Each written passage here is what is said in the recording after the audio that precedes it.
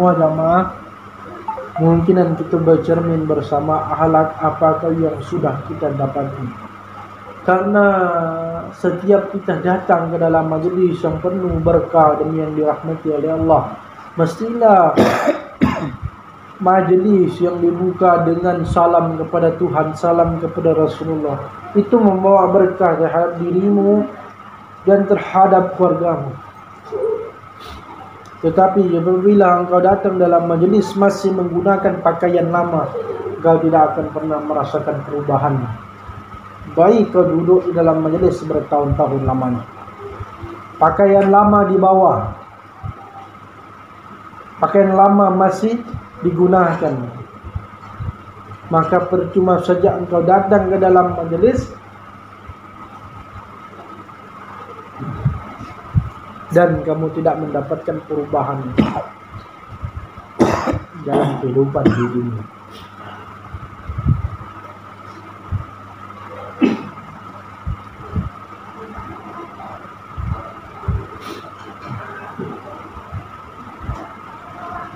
Poinnya, di malam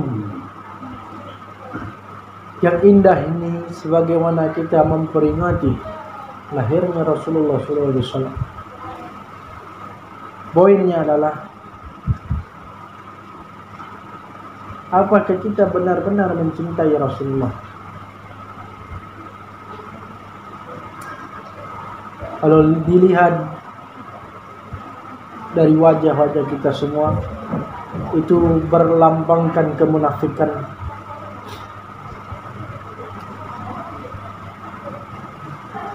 Di malam hari ini, untuk apa kamu berselawat kepada Rasulullah?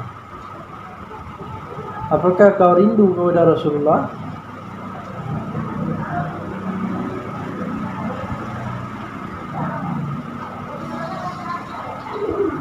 Dan banyak orang menganggap ketika berselawat mendatangkan hal-hal yang bermanfaat. Seperti rezeki sempit, maka rezeki itu akan diperluas oleh Tuhan dan datang rezeki itu sangat banyak. Hutang yang menumpuk, maka hutang itu akan dengan mudahnya dilunasi dengan manfaat kamu berselawat. Tapi di malam hari ini kami terapkan di dalam majelis, kamu berselawat walaupun kamu tahu selawat itu bermanfaat untuk rezekimu, untuk hal hidupmu, tapi tolonglah jadikan selawat tanda kau cinta kepada Rasulullah. Karena kalau kamu menerapkan selawat tanda kau cinta kepada Rasulullah, kau akan selalu dekat dengan Rasulullah. Kau tidak akan pernah jauh dengan Rasulullah. Engkau akan selalu bersama dengan Rasulullah.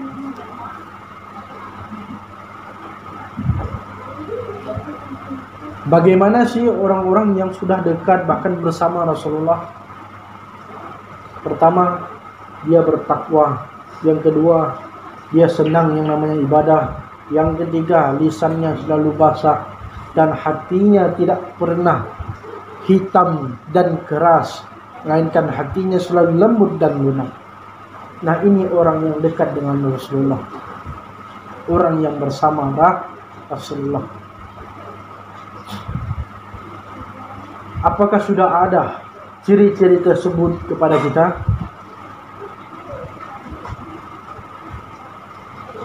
Apakah sudah ada ciri-ciri tersebut kepada kita? Satu pun belum ada. Dikarenakan apa?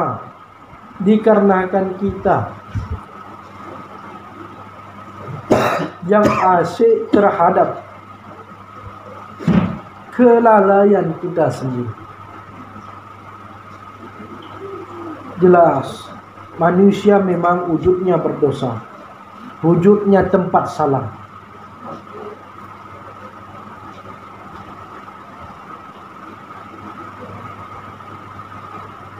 Tapi Sampai kapan dosa itu ingin kita tumpukkan seperti buih yang ada di lautan? Segala cara Tuhan berikan kepada kita, terutama cara-cara yang mudah yang tidak membuat kita terbebani, akan tetapi kita masih terbebani. Untuk itu, ya, poin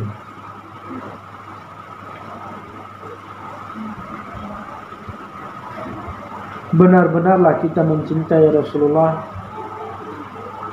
Kelak di akhir hayatmu kau pasti membutuhkannya.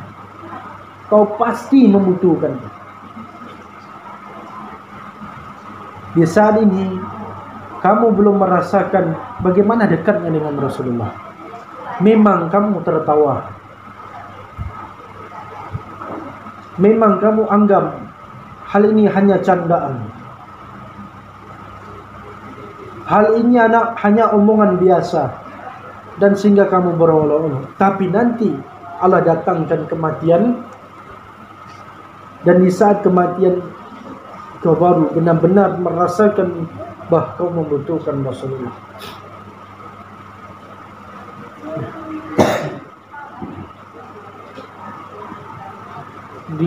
Di hati para ulama, di hati para habaib atau keturunan-keturunannya, dia punya hati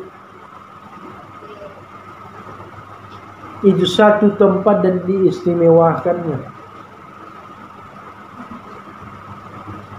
Datuknya sendiri ialah Rasulullah SAW. Kita ini banyak makan soal teori, bahkan untuk muayanah atau kenyataannya itu tidak ada sama sekali, atau 0% tidak ada sama sekali.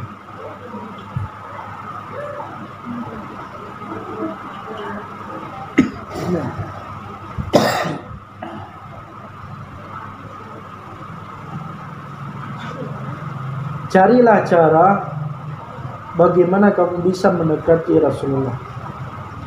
Ketika kamu mendekati Rasulullah, niscaya kamu harus punya hati yang berlapang dada. Kamu punya hati yang tidak memiliki permintaan apapun kecuali engkau hanya menginginkan Rasulullah, sebagaimana sahabat-sahabatnya yang waktu adanya Rasulullah dia menginginkan Rasulullah, bahkan wafatnya Rasulullah dia tetap menginginkan Rasulullah di dalam hatinya.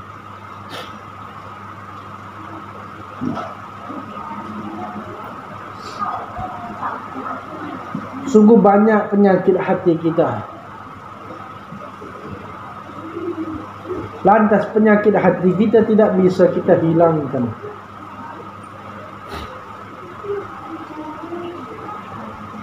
Maka temui Rasulullah. Dia akan memberikan solusi kepadamu.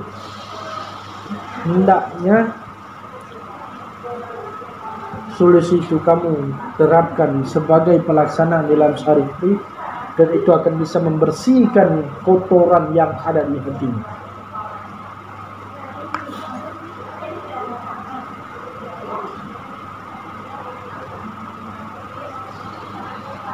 Karena di malam hari ini seluruh jamaah sudah mulai gersang hatinya, sudah mulai resah hatinya, dan sudah mulai gelap hatinya. Ya, dikarenakan apa? Dikarenakan suatu kezaliman yang engkau buat di dunia ini, dan itu engkau buat dengan tanganmu sendiri.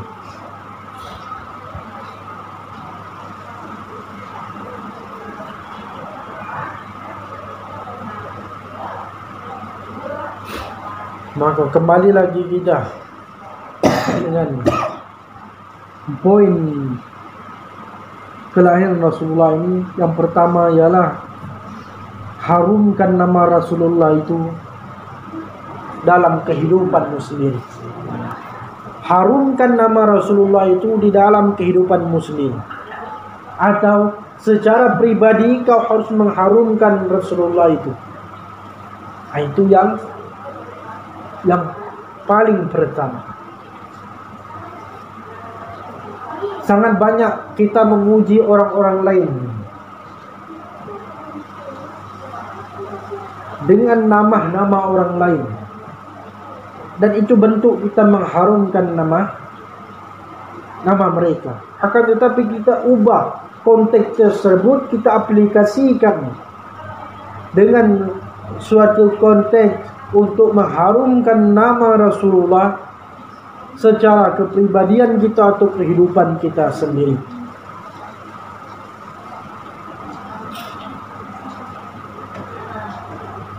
Dengan cara apa?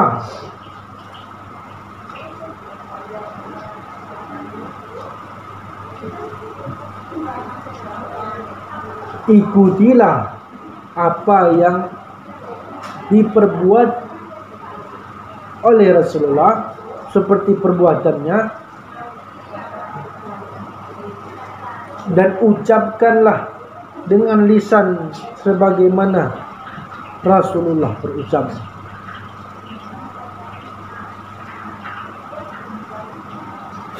Apabila hendaknya kita menerapkan dua perbuatan itu, itulah namanya kita mengharumkan Rasulullah dalam kehidupan kita, sehingga kita masuk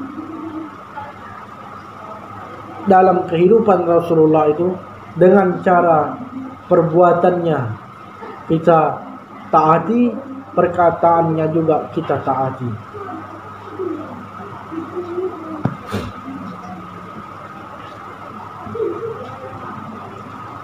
Yang kedua,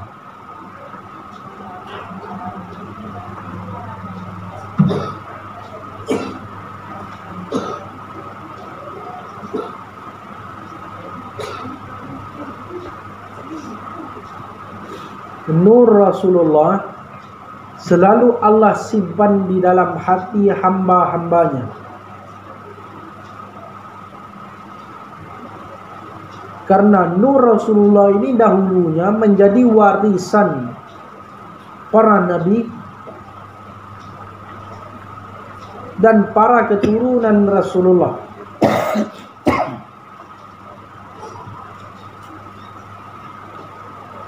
Dan sebagaimana Sayyidina Anas berkata, wahai Rasulullah, pertama kali diciptakan Allah itu, pertama-tama diciptakan Allah itu apa ya Rasulullah? Maka Rasulullah berkata, yang pertama-tama diciptakan Allah adalah nurku, kata Rasulullah. Nurku, kata Rasulullah. Dengan nur itu tercipta, itulah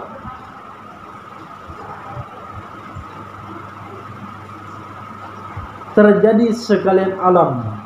Bahkan diri manusia yang pertama kali yang memimpin dunia ini ialah Khalifah Adam alaihissalam. Dia yang pertama kali mewarisi nur Tuhan. Sampailah anak keturunan Adam pun mewarisi nurullah itu. Yang mewarisi nurullah itu kepada anak-anak yang soleh, anak-anak yang soleh, dan juga anak yang memiliki sifat seperti bapaknya.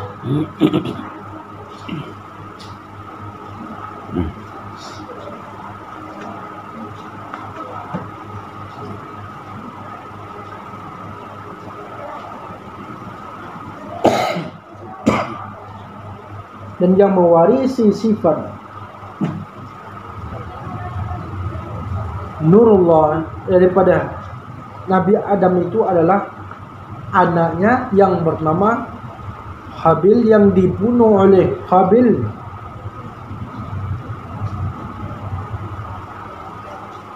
karena memperebutkan saudaranya sendiri. Ketika Habil telah terbunuh, Maka siapa yang mewarisi berikutnya sifat ayahnya, itu sifat nur tadi, ialah sid nubuwatihi, anak juga daripada Nabi Adam. Berlanjutlah nur itu tuh diwariskan kepada keturunan-keturunan sid, hinggalah kepada Nuh, dan sampailah kepada Ibrahim. Ibrahim sampailah kepada Ishak dan Ismail, sampailah kepada Nabi baginda Muhammad Rasulullah SAW. Nabi baginda Muhammad Rasulullah SAW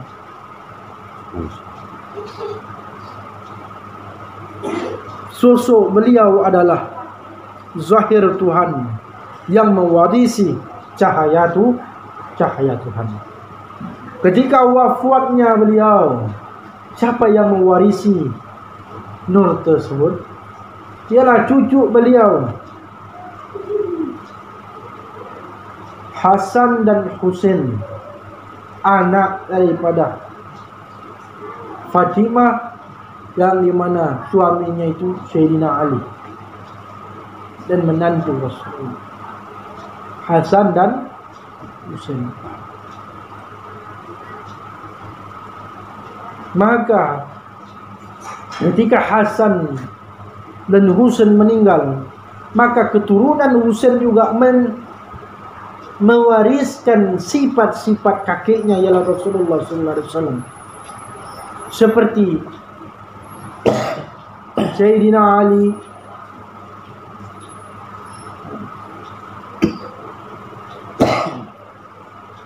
seperti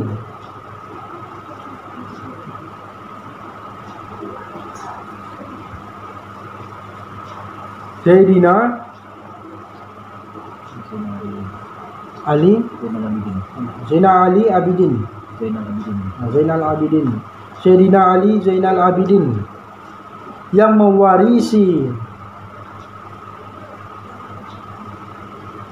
nur Tuhan, dan itu dari Husain hingga kepada Sayyidina Zainal Ali Abidin. Beliau yang mewariskan sampailah keturunan berikutnya, sampailah detik ini yang namanya Habaib, itu adalah keturunan Rasulullah yang mewarisi nur Rasulullah.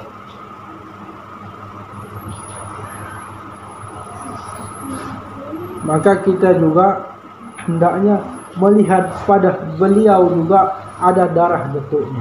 Nah, bagaimana kita ini? Nah, kita juga mewarisi nur Rasulullah. Ya, sebagaimana Rasulullah berkata, aku ada di tiap hamba-hambaku, aku ada di tiap hati hamba-hambaku yang selalu berselawat denganku. Nah, kalau kita selalu berselawat kepada Rasulullah, sudah semestinya Rasulullah ada di hati kita, dan itu cahaya Rasulullah, dan itulah warisan yang Tuhan turunkan melalui Nabi ke Nabi, bahkan keturunannya, dan sampailah kita sebagai umatnya mewarisi juga cahaya Rasulullah.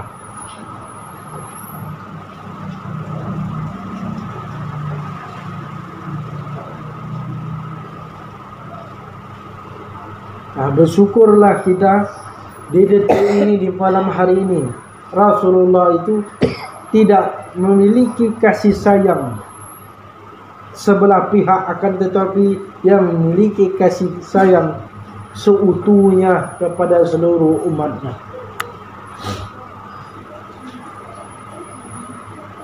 Maka dengan poin yang kedua tadi, Tuhan utus nur itu ada seluruh manusia, karena begitulah hikayat atau riwayatnya yang kita teliti, sehingga sampailah kepada kita mewarisi nurullah, ialah cahaya Allah. Nah, untuk itu supaya kita Untuk apa? Poin ketiga, untuk apa kita berselawat kepada Rasulullah? Supaya kita hidup, supaya kita hidup dengan cahayanya, atau kita hidup di dalam cahayanya. Karena orang yang selalu berselawat kepada Rasulullah, orang yang selalu hidup dalam cahayanya. Nah, kalau orang yang hidup di dalam cahayanya, maka zahir maupun batinnya dibungkusi oleh cahaya Rasulullah, sehingga dia berjalan di atas muka bumi ini selalu dalam keadaan terang menderang dan tidak pernah dalam kesesatan. Maka oleh kita yang poin ketiga tadi berselawat kepada Rasulullah, itu intinya adalah kita ingin hidup di dalam cahaya Rasulullah. Karena cahaya Rasulullah adalah cahaya yang akan membungkusi zahir batin kita. Ketika kita hidup di dunia, kita selalu dibungkusi oleh cahaya itu, sampailah kita wafat dan dipanggil oleh Allah, kita dibungkusi juga oleh cahaya Rasulullah. Karena cahaya Rasulullah itu menjadi pakaian irham kita ketika kita mati atau meninggal dunia.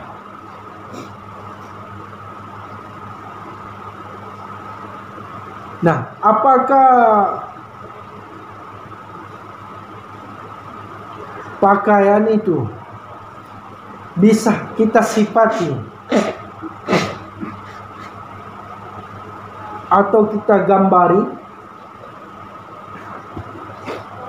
Cahaya itu tak bisa kita sifati seperti gambar apapun,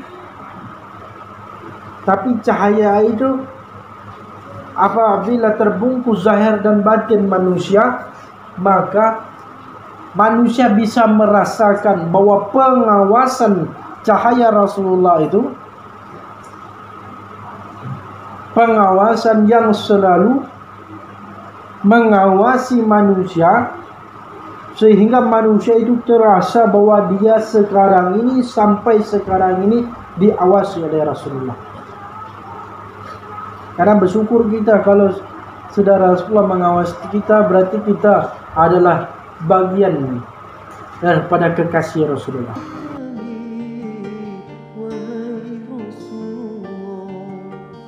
Wahai Rasulullah, engkau